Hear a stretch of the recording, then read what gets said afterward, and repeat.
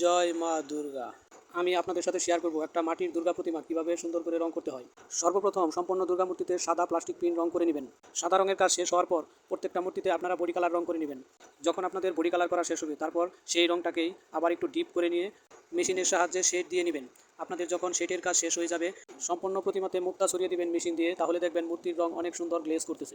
সম্পূর্ণ মূর্তিতে মুক্তার কাজ শেষ হয়ে যাওয়ার পর আমি ব্যাকগ্রাউন্ডে কিছু কালার করে নিচ্ছি। আপনারা আপনাদের মতো করে ব্যাকগ্রাউন্ডের কালার করে নিন। এরপর ফেব্রিক্স রং দিয়ে আমি আমার মতো করে চোখ হাতের কর সুন্দর করে কেটে নিচ্ছি। আপনারা আপনাদের মতো করে কেটে নেবেন। হাতের কর দাগানোর পরে আমি আমার মতো করে এরপর ফেব্রিক্স রং ব্যবহার করে আমি আমার মতো করে সুন্দর করে চোখ কাটার চেষ্টা করতেছি। আপনারাও ফেব্রিক্স ব্যবহার করে প্রতিমার চোখ কাটবেন, তাহলে আপনাদের চোখ কাটতে অনেক সুবিধা হবে। প্রতিমার চোখ সম্পন্ন হওয়ার পর আপনারা এক এক করে প্রত্যেকটা প্রতিমার জন্য শাড়ি সিলেক্ট করে সুন্দর করে শাড়ি পরিয়ে নেবেন। অনেকেই লং ভিডিও দেখতে চায় না, তার জন্য আমি সুন্দর করে শাড়ি পরানো ডিটেল দেখাতে পারলাম না। যদি আপনারা লং ভিডিও দেখতে চান তাহলে কমেন্টে জানিয়ে দিবেন, এরপর আমি সমস্ত কাজ ডিটেলে দেখাবো। ভালো লাগলে অবশ্যই একটা লাইক করে দিবেন।